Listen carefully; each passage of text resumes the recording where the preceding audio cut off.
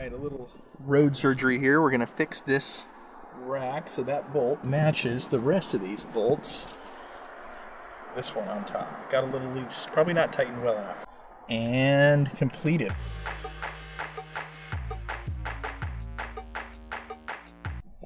Hello and welcome back to the channel. So we are in Santa Cruz, California at my aunt and uncle's house for a little pit stop. And my cousin and her boyfriend are actually going to go with me to Yosemite tomorrow, which is pretty cool because I'll have travel buddies.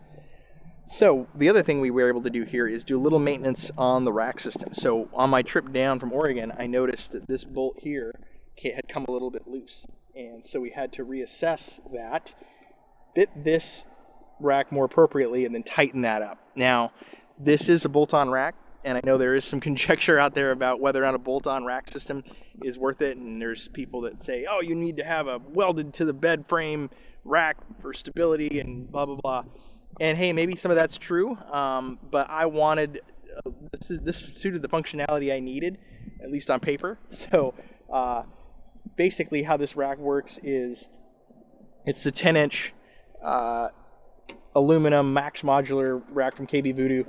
And it comes with the optional, this L bracket here, and then another like S bracket that fits into the bed and allows you to go under a tonneau cover. So with the Retrax tonneau cover, I can open and close my tonneau cover without having to remove the rack, which that was functionality that I liked quite a bit when I was looking at a rack system to work with the truck. Plus, with these bolts, I can just unbolt these 4 points.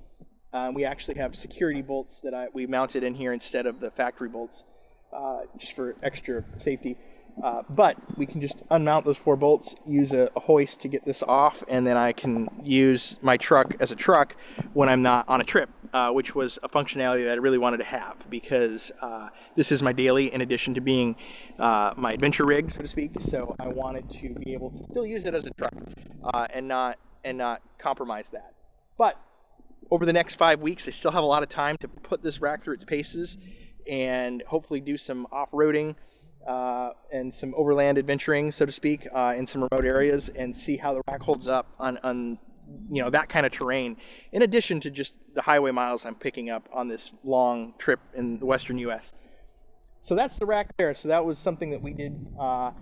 And one other thing to point out, too, this part here is like a custom fab. So my friend and fabricator Nick, which is Tech with a Mouth on Instagram, helped me fabricate this system here for jerry can mounts.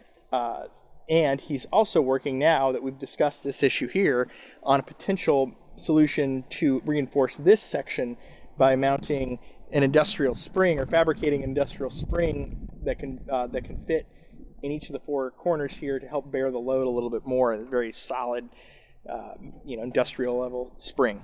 So he's going to work on that for me, and we can reassess that at a later time and see if that is a good addition or not. What do you use for your bed rack? Do you have a rack system? Is it bolted on? Is it welded on? Do you not even use a rack? Do you just use the bed of your truck? Are you an SUV person? You don't like trucks? Do you use a canopy? Yeah, put in the comments below if you have a preference. So the other thing we're doing on this trip is assessing the gear I brought with me in terms of like camping gear. I didn't know what to bring on this 6-week trip, and I just said, I'm going to bring everything. And I think I brought too much. So luckily, being at my aunt and uncle's house, they graciously allowed me to sort of reassess what I brought and then leave some stuff behind if I don't need it. So we're going to go through my camping gear, lighten the load a little bit, and then moving forward have a much more streamlined setup for what I'm bringing with me.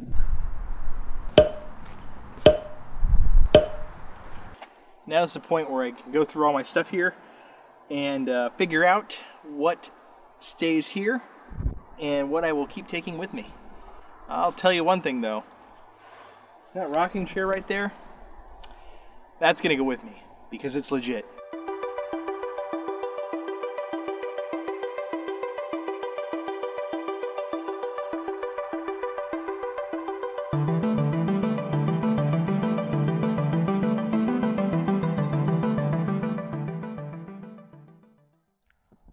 Okay, so we've removed a considerable amount of things, mostly extra dishes and peripherals that I just don't need to have in my setup.